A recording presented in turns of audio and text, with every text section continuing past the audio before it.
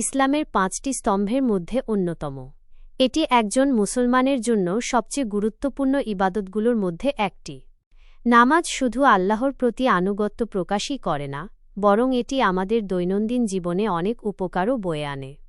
এখানে নামাজের কিছু আমল উল্লেখ করা হল। ১. ওয়াক্ত মতো নামাজ পড়া। ৫ ওয়াক্ত নামাজ ফজর, জোহর, আসর, মাগরিব ও এশা সঠিক সময়ে আদায় করা ফরজ। সময় মতো নামাজ আদায় করলে আল্লাহর সন্তুষ্টি লাভ করা যায় এবং জীবনে বরকত আসে। ২. জামাতের সাথে নামাজ পড়া। জামাতের সাথে নামাজ পড়া একাকী নামাজ পড়ার চেয়ে ২৭ গুণ বেশি সওয়াবের। জামাতের সাথে নামাজ পড়লে পারস্পরিক সম্পর্ক বৃদ্ধি পায় এবং সামাজিক ঐক্য গড়ে ওঠে। ৩.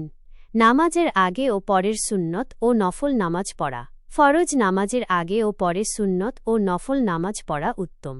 সুন্নত ও নফল নামাজ পড়ায় ফরজ নামাজের ত্রুটিগুলো দূর হয় এবং আল্লাহর নৈকট্য লাভ করা যায়। ৪. নামাজের সময় মনোযোগ রাখা।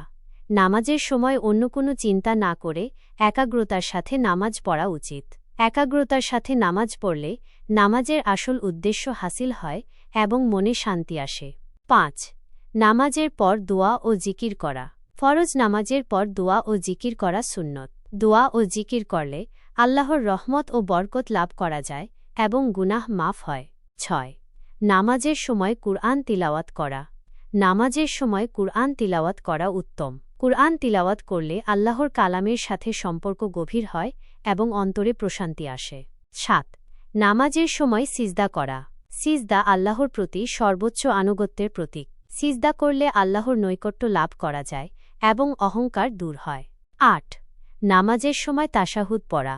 তাশাহুদ আল্লাহর একত্ববাদের সাক্ষ্য দেয়। তাশাহুদ পড়লে ঈমান মজবুত হয় এবং আল্লাহর প্রতি বিশ্বাস দৃঢ় হয়। ৯. নামাজের সময় সালাম ফেরানো।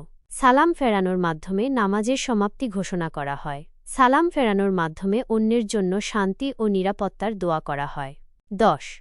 নামাজের পর আল্লাহর কাছে দোয়া করা। নামাজের পর আল্লাহর কাছে নিজের প্রয়োজনের জন্য দোয়া করা উচিত। আল্লাহর কাছে দোয়া করলে তিনি বান্দার ডাকে সাড়া দেন এবং মনের আশা পূরণ করেন। নামাজ শুধু একটি ধর্মীয় কর্তব্য নয়, বরং এটি একটি আধ্যাত্মিক অনুশীলনও। এটি আমাদের মনকে শান্ত করে, আমাদের আত্মাকে শুদ্ধ করে এবং আমাদের আল্লাহর সাথে সম্পর্ক স্থাপন করতে সাহায্য করে।